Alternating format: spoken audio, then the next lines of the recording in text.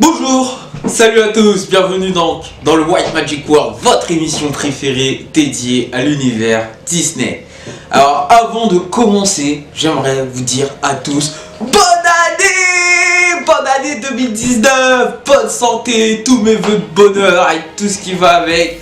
Je vous souhaite donc une très bonne année 2019, beaucoup d'amour, beaucoup de santé, beaucoup de magie surtout. J'espère que vos projets vont aboutir et que vous allez pouvoir avancer vers là où vous souhaitez aller et continuer de rêver, voire même devenir encore plus rêveur qu'avant. Donc voilà, on se retrouve aujourd'hui dans la toute première vidéo de l'année 2019. Donc je ne l'ai pas faite le 1er janvier parce que je savais bien que tout le monde serait submergé de vidéos de bonne année, tout ça, de première vidéo de l'année. Donc moi je vous l'ai fait plutôt un jeudi. Voilà, c'est un peu original, je sais. Et donc pour bien commencer cette année 2019, on va faire comme à notre habitude quand on a commencé cette émission ensemble, c'est-à-dire qu'on va faire ce qu'on préfère faire au monde, une critique constructive donc d'un film Disney Pixar, je crois, qui est sorti il y a maintenant de cela un bon petit moment, mais il y a la suite qui arrive bientôt en février 2019. Vous voyez de quoi je parle, les mondes de Raph. C'est parti.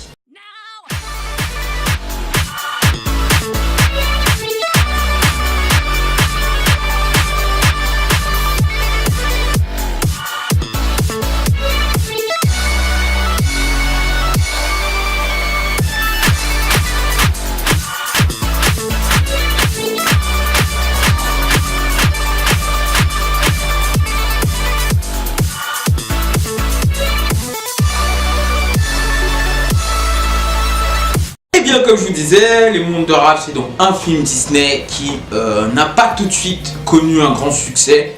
Ça a connu un succès un petit peu plus par la suite, d'ailleurs un petit peu plus ces dernières années. Je pense que ça n'a pas connu que succès tout de suite parce que comme ça, c'était pas le Disney qu'on s'imaginait avoir. Voilà, on était plutôt dans un autre type de Disney. Et je pense que ça a connu par la suite un succès parce que forcément, quand tu regardes ce film qui est quand même un très bon film, forcément tu n'en ressors pas indemne, si je puis dire. Donc voilà, on va commencer un petit peu avec l'histoire. Donc Les Mondes de Ralph, en fait, c'est donc l'histoire d'une salle d'arcade, si je puis dire, et donc de ces jeux vidéo. Donc ce sont tous des jeux vidéo d'arcade qui sont dans une salle d'arcade et il y a des petits enfants qui viennent jouer à ces jeux là. Ce qui est intéressant dans ce film Disney, c'est que pour une fois on va pas s'intéresser aux humains, pas du tout. On va s'intéresser aux petits personnages de jeux vidéo à l'intérieur de leurs jeux vidéo. Donc il y a un jeu qui s'appelle Wreck-It Ralph ou alors Félix Répartout, un truc comme ça, et il y a un méchant dans ce jeu qui s'appelle Ralph. Donc lui, son but c'est de tout casser, c'est ce qu'il sait faire, c'est comme ça qu'il a été codé à tout casser. Seul souci, c'est qu'à force d'être un méchant, un casseur, il n'y a plus vraiment personne qui l'aime, et lui donc il aimerait être aimé, apprécié de ses pairs, parce que donc ils font des cadeaux, des fêtes pour le gentil du jeu, mais pas pour le méchant, alors que le méchant est quand même tout aussi important que le gentil du jeu. Donc pour ça, pour devenir entre guillemets un gentil, un héros, il va partir en quête d'une médaille de héros. Et cette quête de la médaille de héros va l'emmener dans en fait toute une aventure vrancabulesque pour avoir cette médaille et être reconnu comme héros ou gentil, en tout cas être reconnu de ses pairs. Donc voilà, je m'arrête là, je ne vais pas dans le détail non plus du synopsis. Au niveau des personnages, alors ça c'est quelque chose que je trouvais assez intéressant et en même temps, en fait il y a des plus et il y a des moins. Il y a pas mal de personnages, il y a beaucoup de personnages, notamment des personnages de l'univers Disney et voire même un peu Sega il me semble, parce qu'on voit Sonic par exemple. Donc bien sûr il y a le personnage principal de Ralph, il y a la princesse Vanellope, il y a le méchant Turbo, il y a son poteau Félix, il y a celle qui va devenir la femme de Félix à la fin avec les Seabugs, il y a les Seabugs donc qui sont méchants, des drôles de petites créatures. On voit Bowser, on voit Sonic, comme je disais, on voit même Ryu et Ken, voilà. Donc Sonic, j'ai déjà dit, on voit le petit fantôme, vous savez, dans Pac-Man. etc. etc. Donc on a quand même une grande multitude de personnages, et ça c'est quelque chose que je trouve qui est un point positif. Maintenant, là où je vous disais qu'il y a des plus et des moins, le négatif, c'est que malheureusement, cette multitude de personnages n'est pas exploitée. Elle est finement mise en scène, mais pas exploitée. Par exemple, là où on voit Bowser, le petit fantôme de... On voit même Robotnik, en plus de Sonic. On voit le petit fantôme aussi de Pac-Man, etc. Ils sont à une réunion qu'ils appellent les méchants anonymes.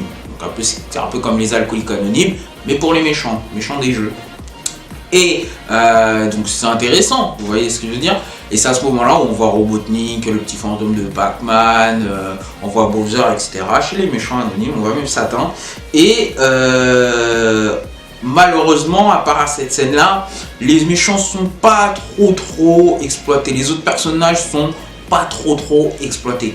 Finalement, le seul personnage qui est vraiment exploité, c'est Ralph et la princesse Vanellope. Et bien sûr le méchant Turbo, parce qu'il faut bien mettre un méchant quelque part. On exploite aussi la facette donc, du personnage de Félix et de sa femme, la tueuse de Seabug, et c'est tout. Les personnages finalement de jeux vidéo que nous on connaît le plus et donc qu'on se serait attendu à voir un petit peu plus dans l'histoire de Ralph, on ne les voit pas. Et donc ça, je trouve que c'est un peu négatif, sachant que ils auraient pu exploiter beaucoup plus ça. Voilà. Et là, en même temps, ça en fait pas un mauvais film, tu vois. Mais je trouve ça dommage quand même parce que bon, ça aurait été marrant de voir, je sais pas, Sonic, Mario, justement Bowser, tout ça, interagir dans l'histoire, être important pour l'histoire. Or que là, clairement, les 30 millions de personnages qu'il y a dans les mondes de Ralph ne servent à rien, malheureusement.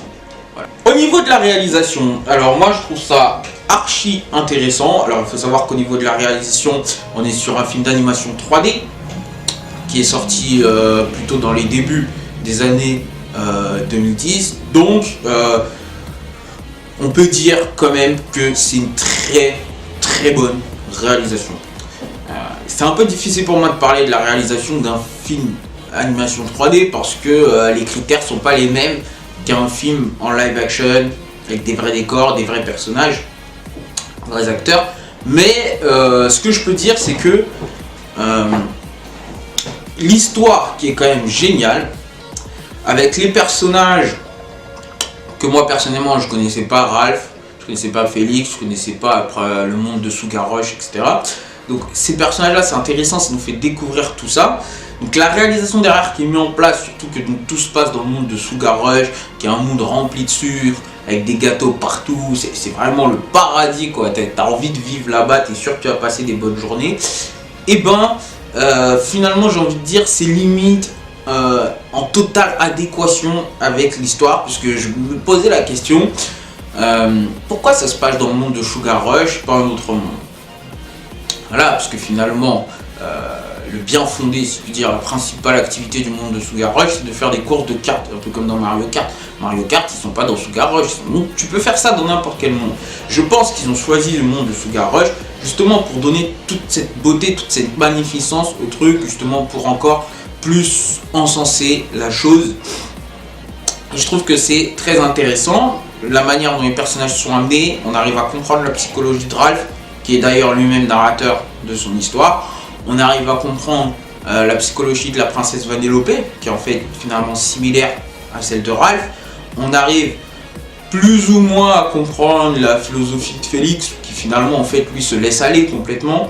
Et même sa meuf là avec les Seabug, l'exterminatrice de Seabug, elle aussi. Au niveau des effets spéciaux, alors au niveau des effets spéciaux, moi je trouve que c'est plutôt intéressant, mais après c'est toujours la même question que je pose à chaque fois que c'est un film d'animation. Est-ce qu'on parle d'effets spéciaux pour un film d'animation ou pas? Voilà. Comme si on disait, est-ce qu'on parle d'effets spéciaux pour un dessin animé? C'est une question à laquelle j'ai pas de réponse malheureusement. Il va falloir que je fasse des recherches parce qu'apparemment personne ne veut me répondre en commentaire. En tout cas, pour ce qui est effets spéciaux dans les mondes de Ralph, je peux dire qu'il y en a plutôt pas mal, notamment pendant les scènes d'action, les scènes de combat, scènes de course qui sont vraiment très bien faites, tellement bien fait en fait que avec la musique, les images qu'on passe, t'es pris dedans, tu peux pas t'arrêter en pleine scène d'action. Tu vois, imaginons que tu as très envie de faire pipi, bah, tu vas pas mettre pause, tu vois, tu vas attendre la fin de la scène d'action. Tellement c'est bien fait, tellement tu es pris dedans, tellement tu es absorbé dans la chose. Donc après, au niveau de la réalisation et même des effets spéciaux, c'est un film d'animation, donc vous imaginez que dessus, il n'y a pas de commentaire à faire. Donc pour terminer, on va parler des chansons du film Les Mondes de Ralph. Il n'y en a pas. Alors il y a une bande son qui est très bien. J'ai pu remarquer aussi qu'à la fin du film, dans le générique de fin, tu as la bande son qui fait Sugar Rush, Sugar Rush, Sugar Rush. Donc ça te rappelle au monde du jeu vidéo Sugar Rush, donc ça c'est bien. Après en soi, dans le film on n'a pas de chanson interprétée par les protagonistes, si je puis dire. On n'a rien de tout ça, donc ça c'est un peu moins cool, parce que c'est un film Disney pour le coup. Et donc dans les Disney on nous a habitués à nous mettre quelques petites chansons, etc. Donc ça aurait été bien de retrouver ça dans Les Mondes de Ralph. On va passer maintenant à l'instant que je suis sûr que vous attendiez tous avec impatience, la note que on va poser au film Les Mondes de Ralph. Honnêtement, je vais pas vous mentir, je sais pas trop. Là, je suis sincère pour cette fois-ci, c'est je sais pas trop. Parce que c'est quand même un de mes films Disney préférés, voilà, qui m'a quand même tourné dans un autre sens. Et en même temps, c'est pas le Disney classique. Après, tu retrouves quand même la princesse, entre guillemets, le sort lancé, etc. Voilà. Donc, on est quand même vachement dans l'univers Disney, on est vachement dans la philosophie que Disney veut faire passer, la confiance en soi, le fait de pouvoir dépasser ses limites, aller au-delà de ce que les gens perçoivent de nous, etc. On n'a pas les chansons, mais on a une réalisation qui est vraiment très bien faite avec... Après, c'est pas Disney pur, je pense que ça doit être Disney Pixar. Tous ces points-là, mais il faut pas oublier aussi qu'on a les autres personnages de jeux vidéo, qu'ils soient gentils ou méchants, à part Q*bert, mais sinon tout le reste, ils sont quand même peu exploités. Et donc moi je trouve que c'est un point négatif, je tiens à le souligner, un point négatif. J'espère qu'ils feront mieux dans le 2.0, dans Ralph 2.0, et j'espère qu'ils exploiteront plus les personnages secondaires, si je puis dire. Mais la totalité, pas juste 3. Donc, je lui mets un 9 au film, voilà. Je lui mets un 9. Ouais. Non, un 8,5. On va lui mettre un 8. Allez, on reste sur le 9, on va pas bouder le plaisir. Hein. Non, je reste sur le 9 parce que c'est quand même un film qui est quand même génialissime, qui est quand même très bien fait. Alors, je vais pas faire le mec, voilà. Mais pourquoi je mets pas 10? Parce que pour moi le film mérite un 10. En tout cas, c'est un film que je conseille à tout le monde de voir. Ils ont pas exploité les autres personnages, ça malheureusement c'est... Tu vois, quand tu connais pas le film, en fait tu t'apprêtes pas à ça, mais une fois que tu es rentré dans le film et que tu vois Sonic au loin, tu vois, tu te dis oh là là, moi je veux voir Sonic faire quelque chose, tu vois, tu entends parler de Mario mais tu vois pas de Mario, enfin je trouve ça un peu dommage. Donc ça déçoit un peu les attentes que finalement eux-mêmes ont imposées aux téléspectateurs. Donc voilà mes chers lifers, on reste sur ce 9, franchement je pense que c'est très très bien. Encore une fois, bonne année 2019 à vous, plein de magie pour vous, pour votre famille, pour tous vos proches. On se retrouve dans la prochaine vidéo et on va rester sur le même slogan en 2019, c'est que rêver, c'est changer le monde. Alors, n'hésitez pas à rêver, même en 2019. Ouh yeah. Ciao ciao.